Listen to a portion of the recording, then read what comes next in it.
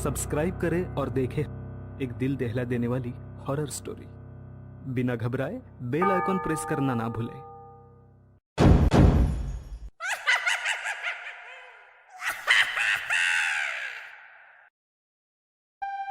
इस कहानी के लेखक है विजेंद्र कुमार कर्ण।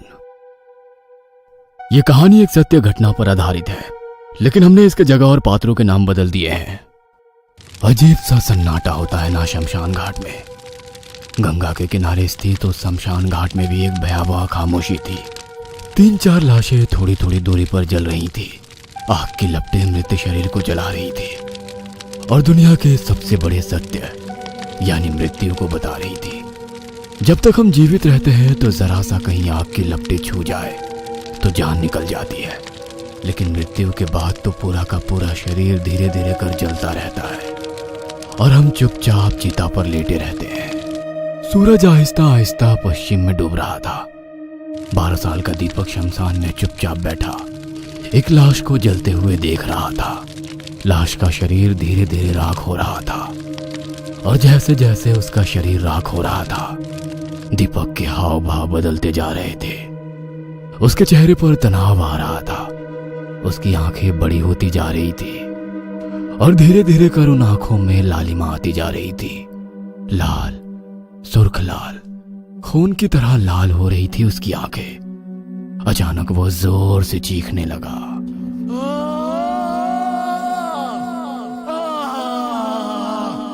जलती लाश के पास गमों के सागर में डूबे उस मृत व्यक्ति के परिजन दीपक को इस तरह चिल्लाते देखकर डर गए।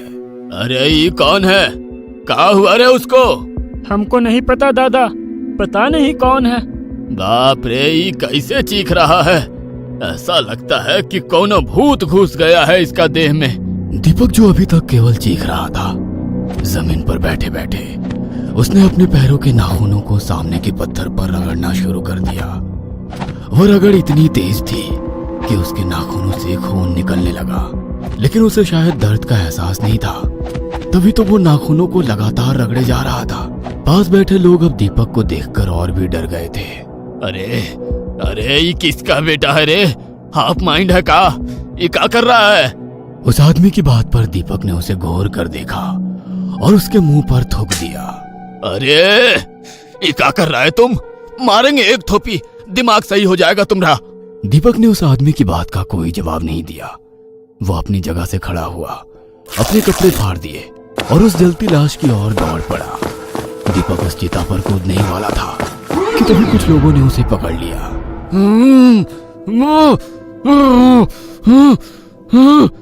दीपक कुछ बोल तो नहीं रहा था, लेकिन गुस्से से वो सबकी ओर देख रहा था और मुंह से डरावनी आवाज निकाल रहा था।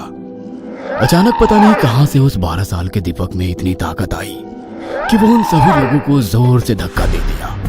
वह फिर से चिता में कूदने ही जा रहा था कि राधेश्याम नाम का आदमी गगन काका के साथ वहां आ पहुंचा। दीपक, अरे ना बेटा ना। गगन काका ने अपने थैले से राखनुमा कुछ चीज निकाली और दीपक की ओर उछाल दिया। दीपक जमीन पर गिर पड़ा और तड़पते हुए शांत हो गया। पिताजी, ये देखिए, ये का मिला है हमको स्कूल में। अरे ये तो कौनो मेडल है। पिताजी, हम अपने स्कूल में टॉप आए हैं। टॉप? अरे टॉप मतलब हमारा नंबर सबसे ज्यादा है। जानते हैं, अब हमको स्कॉलरशिप मिलेगा, मतलब छात्रवृत्ति। सरकार हमको आगे की पढ़ाई का पैसा देगी। राधेश्याम अपने बेटे को बोलते हुए सुन रहा था और उसकी आंखें भीग रही थी। राधेश्याम और जानकी का इकलौता बेटा था दीपक। राधेश्याम और जानकी दोनों ही अंगूठा छाप थे और दूसरों के खेतों में काम करते थे। तमाम दिक्कतों के बावजूद वो अपने बेटे को खूब पढ़ाते, क्योंकि उन्हें पता था कि पढ़कर ही उसके बेटे की किस्मत बदल सकती है। दीपक हर शाम स्कूल की बातें अपनी माँ और पापा को जरूर बताता। सूरज ढल गया था।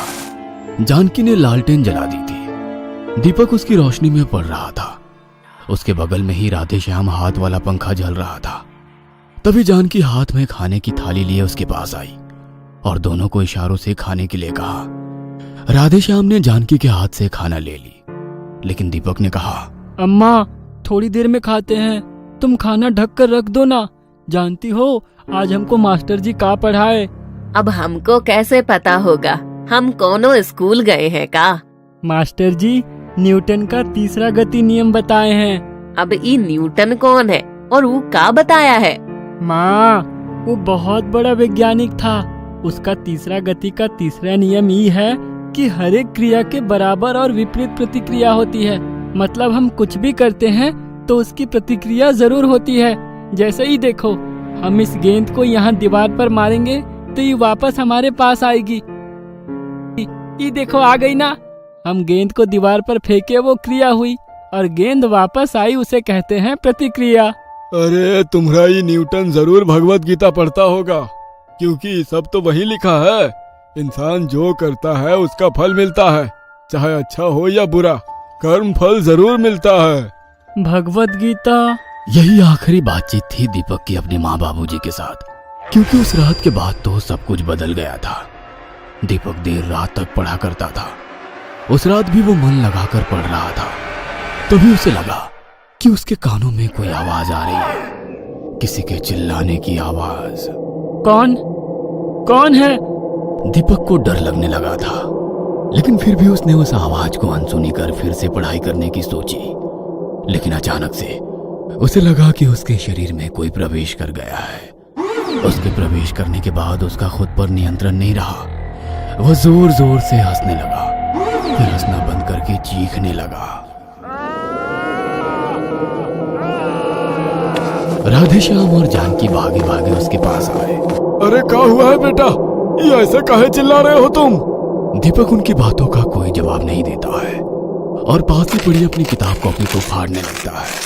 अरे दीपक, का हुआ है बेटा? ये किताब कॉपी काहे फाड़ रहा है? वह अब भी उनकी बातों का कोई जवाब नहीं देता, बल्कि उनकी ओर घूर घूर कर देख रहा होता है। उसकी आंखों का रंग बिल्कुल बदल गया था, उसके चेहरे के हाव भाव भी। वह अजीब सी आवाज में गुर्रा भी रहा था। अचानक उसने अपनी माँ पर हमला कर दिया और उन दोनों का गला दबाने लगा।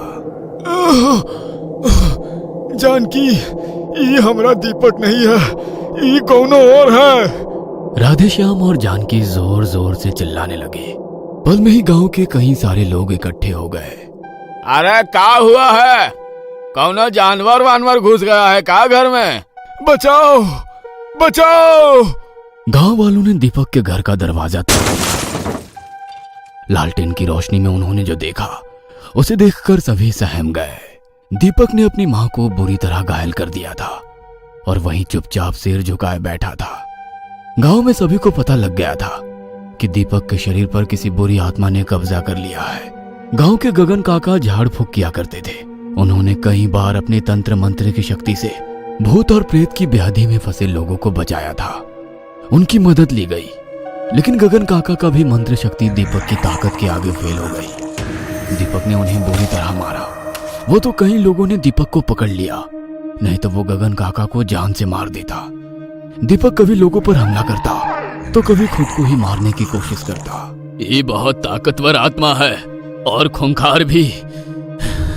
इससे निपटने के लिए हमको कुछ और चीजें चाहिए होंगी जो अभी हमारे पास नहीं है, और वो सब सामान जुगाड़ करने में कम से कम 2 दिन तो लगेगा ही। तब तक तुम लोग इसको बांध कर रखो, हम जल्द ही कुछ करते हैं। दीपक को बांध कर रखा जाने लगा, लेकिन पता नहीं उस दिन उसके अंदर कहां से हिम्मत आ गई और वो लोहे की जंजीर तोड़कर शमशान की ओर भाग गया। वो तो गांव के कुछ लोगों ने उसे शमशान जाते देख लिया था, जो राधेश्याम चाचा को बताया गया, और राधेश्याम चाचा गगन काका को लेकर शमशान पहुंचे। उस दिन गगन काका पूरी तैयारी के साथ वहां गए थे। दीपक को घर लाया गया, उसे एक बार फिर से बांध कर रखा गया। गगन काका दीपक के पूरे घर में घूम रहे थे और पता नहीं क्या सूंघने की कोशिश कर रहे थे। साथ ही अपनी झोली में रखी राख को घर के अंदर फेंक रहे थे। जैसे ही वो राख को फेंकते, एक आवाज उनके कानों में आती, किसी के चीखने की आवाज। लेकिन वो आवाज सिर्फ गगन काका ही सुन सकते थे और कोई नहीं। कोई तो आया है, कोई आया है राधेश्याम, कोई आया है इस घर में, कहीं छिप कर बैठा है, वही कर रहा है तुम्हारे बेटे को तंग। कौन आया है? ये हमको नहीं पता, लेकिन तुम्हारा बेटा ही उसे लेकर आया है, वो खुद नहीं आया। हम भी ना बड़ा होकर न्यूटन जैसा वैज्ञानिक बनेंगे।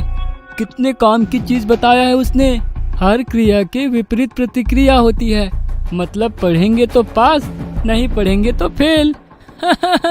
स्कूल से लौटते वक्त दीपक यही सब सोचता हुआ घर की ओर आ रहा था। तभी उसकी नजर गांव के चौराहे पर पड़े उस नींबू और मिर्ची पर गई। पहले तो उसे समझ नहीं आया कि वो नींबू है, क्योंकि उस नींबू का रंग पूरी तरह लाल था। उस नींबू में कई सारी सुइयां भी चुभोई हुई थी। पता नहीं दीपक के मन में क्या आया, उसने उस नींबू मिर्ची को हाथ में उठा लिया। हाँ, हर एक क्रिया के बराबर और विपरीत प्रतिक्रिया होती है। अगर हम इस नींबू मिर्ची को घर ले गए तो क्या प्रतिक्रिया होगी? कुछ होगी भी या नहीं? अगर होगी तो न्यूटन की बात 100% सही होगी। अगर नहीं हुई तो मास्टर जी को हम बोलेंगे कि न्यूटन ने गलत बात बताई है। पूरे घर को सूंघते सूंघते गगन काका की नजर दीपक के स्कूल बैग पर गई।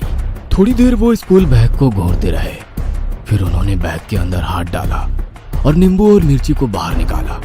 वो थी तो नींबू और मिर्ची ही, लेकिन अजीब मनहूसियत झलक रही थी उसे देखकर। राधेश्याम, भी किसी का उतारा किया हुआ नींबू और मिर्ची है। इसे तुम्हारा बेटा अनजाने में उठा लाया है और वो आत्मा इसके पीछे पड़ गई है। किसने किया है ये उतारा? ये तो हमको नहीं पता, लेकिन तुम्हारा बेटा अब कभी ठीक नहीं हो पाएगा। काहे कि उतारा को कोई काट नहीं सकता, कोई नहीं। तुम्हारा बेटा ने बहुत बड़ा गलती किया है। मनोज, तुम्हें कितनी बार कहा है कि शाम के समय घर के पिछवाड़े के उस पेड़ के पास मत जाया करो। काहे बाबूजी? अरे ये गांव है, तुम्हारा शहर थोड़े है। कहीं रात को कोई सांप वाप निकल आए या कोई जानवर ही निकल गया तो क्या करोगे? गांव के मुखिया सुरेंद्र नाथ ने शहर के हॉस्टल से छुट्टियों में घर आए अपने इकलौते बेटे मनोज को ये बात 10 बार से ज्यादा बार बताई थी, लेकिन पता नहीं मनोज को क्या धुन सवार थी कि वो बार बार उस पेड़ के पास चला जाया करता था। और एक रात, मालिक, मालिक, जल्दी चलिए, छोटे मालिक को कुछ हो गया है। वो अजीब आवाज अपना मुंह से निकाल रहे हैं। उनकी आंखें भी लाल है, उनके हाथ खून से भरे हुए हैं। मालिक, कहाँ है, कहाँ है मनोज? घर के पिछवाड़े के पेड़ के पास। वो अपने नाखूनों से पेड़ को लगातार खरोचे जा रहे हैं। हमने उन्हें पेड़ से अलग करने की कोशिश की तो उन्होंने हम पर हमला कर दिया। दीना के सीने पर तो उन्होंने अपने दांतों से काट लिया और उसके सीने के मांस को अपने जबड़े में ले लिया है और वो उसे लगातार चबाया जा रहा है। मालिक, लगता है कोई बुरी आत्मा ने उन पर अपना कब्जा कर लिया है। सुरेंद्र नाथ भागा भागा घर के पिछवाड़े पहुंचा। अपने बेटे की हालत देखकर वो दहल गया। कुछ साल पहले का मंजर उसकी आंखों के आगे घूमने लगा। तुमको जितना बोल रहे हैं उतना करो, नहीं तो यही मारकर गाड़ देंगे तुमको। मालिक, 1 बीघा जमीन है हमरे पास। बड़ी मुश्किल से अपना और 3 बेटी का गुजारा करते हैं उससे। आप कह रहे हैं कि वो जमीन आपके नाम लिख दें? तुमको बोल रहे हैं ना वो हमरा जमीन है, तुम्हारा नहीं। चलो अंगूठा लगाओ ये कागज पर। नहीं मालिक, हम ही नहीं करेंगे। जमीन हमारी माँ है, हमरा माँ को मत छीनिए हमसे। तुम ऐसे नहीं मानेगा। कोई बात नहीं, हमरे पास सब समस्या का हल है। सुरेंद्र नाथ ने उस गरीब रास बिहारी की हत्या कर दी। उसके मृत शरीर के अंगूठे से जमीन के कागज पर निशान लगवाया और घर के पीछे वाले हिस्से में उसे गाड़ दिया और अगली सुबह उस पर एक कांटेदार पौधा लगा दिया। सुरेंद्र नाथ ने रास बिहारी को मार तो दिया, लेकिन उसकी आत्मा उसके घर के पीछे हमेशा मंडराती रहती। रास बिहारी की आत्मा ने अब सुरेंद्र नाथ को परेशान करना शुरू कर दिया था। वो कभी उसके किचन में आग लगा देता तो कभी उसकी छाती पर सवार होकर उसका गला दबाने की कोशिश करता। एक बार तो उसने उसके अनाज के गोदाम में आग लगा दी। रास बिहारी की आत्मा का खौफ सुरेंद्र पर इतना पड़ गया था कि उसने एक तांत्रिक की मदद ली। वो भटक रहा है, वो अपना बदला चाहता है, लेकिन आप चिंता मत करिए, मैं उसे बांध दूंगा, मैं उसकी आत्मा को बांध दूंगा। आप लोहे की एक कील ले आ दीजिए, ध्यान रहे उस कील पर पूरी तरह जंग लगा हो।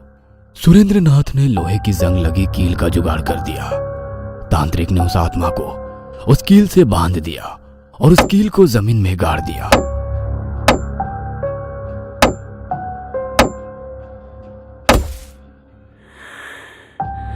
एक दिन सुरेंद्र नाथ का बेटा जब अपने घर के पीछे खेल रहा था, तभी उस कील से उसे चोट लग गई। उसका पैर लहूलुहान हो गया। उसने गुस्से में जमीन से उस कील को खोदकर बाहर निकाल दिया। शमशान के उस तांत्रिक के पास सुरेंद्रनाथ अपने इकलौते बेटे के साथ बैठा हुआ था। मनोज को जमीन पर आटे से बने एक गोल घेरे में बिठाकर रखा गया था। तांत्रिक के आगे आग जल रही थी और वो मंत्र जाप करते हुए हवन कर रहा था। जैसे ही वो मंत्र पढ़कर आग में आहुति डालता, मनोज अजीब अजीब सी आवाज निकालने लगता। कुछ देर बाद वो किसी पर कटे पंछी की तरह छटपटाने लगा और जमीन पर लौटने लगा। सुरेंद्र, ये आत्मा तुम्हारे बेटे को मारने पर उतारू है। हमरे बेटे को बचा लो, हमरा एके को बच्चा है, इसके बिना हम कैसे जिएंगे। इसको बचा लो, इसको बचा लो। सुरेंद्र, तुमको जो जो चीज लाने बोले थे वो लाए हो ना? सुरेंद्र ने हाँ में अपना सिर हिलाया। तांत्रिक ने उसे नींबू, मिर्ची, लाल रंग और सुइया निकालने को कहा। इन सुइयों को इस नींबू पर चुभो दो और लाल रंग से इस नींबू को पूरी तरह रंग दो। तांत्रिक ने जैसा कहा सुरेंद्र ने कर दिया। तांत्रिक आंखें बंद कर कोई मंत्र पढ़ने लगा। उसके बाद उसने उन नींबुओं को हाथ में लिया और मनोज के सिर के चारों ओर घुमाने लगा। उसने 108 बार इस प्रक्रिया को दोहराया। 108वीं बार में मनोज का शरीर बिल्कुल शांत हो गया। सुरेंद्रनाथ, तुम इसी समय इस नींबू को लेकर किसी चौराहे पर फेंकाओ, लेकिन याद रखना ये करते हुए तुम्हें कोई देखे नहीं, और इसे चौराहे पर ही फेंकना और कहीं नहीं। जैसे ही तुम इसे फेंकोगे तुम्हारा बेटा उस आत्मा से मुक्त हो जाएगा, लेकिन ये आत्मा इस नींबू मिर्ची में ही रहेगी। जिसके भी पैर इस पर पड़े या इसे किसी ने उठा लिया तो वो उसे नहीं छोड़ेगी। सुरेंद्रनाथ का बेटा मनोज अब बिल्कुल ठीक था। वह शहर जाने की तैयारी कर रहा था। उधर दीपक की हालत बहुत ही खराब थी। वह पूरी तरह पागल हो गया था। उसे अब भी बांध कर रखा जाता, लेकिन एक दिन फिर से उसने जंजीरों को तोड़ा और सड़क पर भागने लगा। उसी सड़क से सुरेंद्रनाथ का बेटा और खुद सुरेंद्रनाथ अपनी कार से शहर जा रहा था। कार अपनी गति में थी, तभी दीपक ने एक पत्थर उठाया और जोर से कार के शीशे पर मार दिया। कार एक पेड़ से टकराई और फिर सन्नाटा छा गया। सुरेंद्रनाथ और मनोज दोनों मारे गए। दीपक अभी भी जिंदा तो है, लेकिन पागलों की तरह सड़कों पर भटकता रहता है। उसकी माँ और पिता दोनों से अपने बेटे की हालत देखी नहीं जाती, लेकिन उनके वश में तो कुछ भी नहीं है। दीपक अभी भी सड़क पर कभी कभी भागते हुए कहता है कि हर एक क्रिया के विपरीत प्रतिक्रिया होती है। ये कहानी आपको अच्छी लगी हो तो हमें सब्सक्राइब करें, हमारा इंस्टाग्राम और फेसबुक पेज जरूर फॉलो करें। और हाँ दोस्तों, सब्सक्राइब करना भूलना मत।